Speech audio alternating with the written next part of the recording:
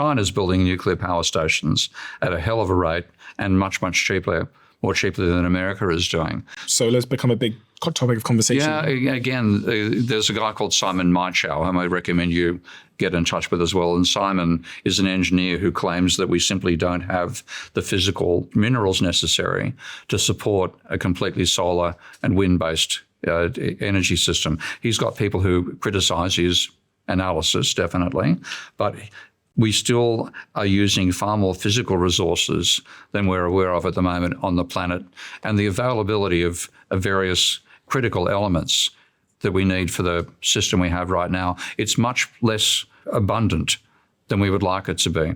So a lot of these things about, robotics taken over, do we have the minerals for it? Solar power, do we have the minerals? The answer is not yes, okay? Sometimes the answer is no, other times it's dubious. But I think that energy requirement alone is a problem. You're saying that we're going to have to cut back on our energy consumption. Yeah. But I mean, the direction of travel has been we've been able to produce more and more and more and more energy. And we're dumping it into the environment. The problem about the use of energy is it's happening on a planet, okay? Can the biosphere cope with the waste that we dump into it as a result of using that energy? And that is something which economists are completely stupid on, beyond stupid. They've trivialized the dangers of the amount of resources we use and the amount of energy we use. So I don't think that energy future is possible on this biosphere at the moment. It's possible in the future if we get off the biosphere.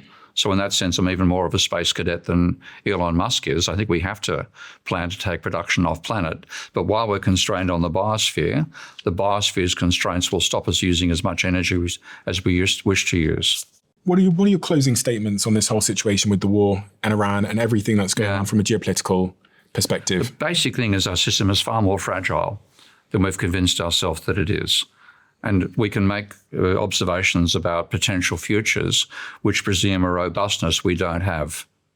And if that robustness is destroyed, either by military conflict or by overextending what we put into the biosphere, then we can fall off what's called the Seneca Cliff. We can go from an abundant future to a collapse. And what would you say the people at home should be doing to course correct the path that you think we're on? Stop electing fools.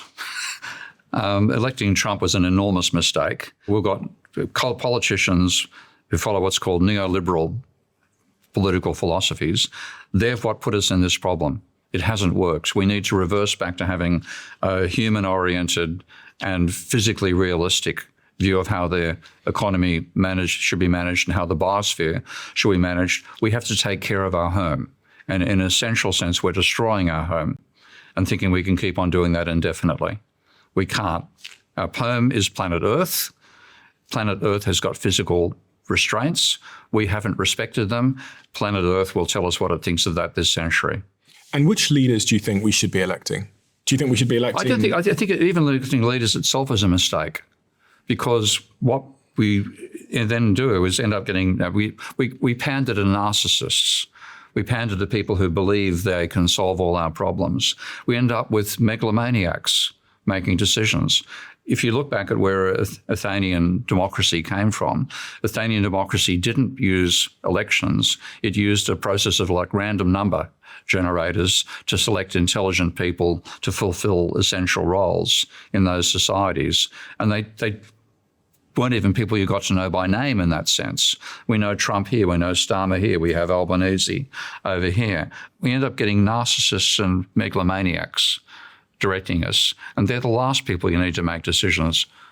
When you're thinking about your own money, as an economist, what are you doing to protect your savings? I'm not doing much. I mean, I've been a crusader for reforming economic theory for my whole life. I've sort of neglected this side of things, to my detriment, I've got to say. But I really am focused on what's sustainable for everybody rather than what I can make as my own cut.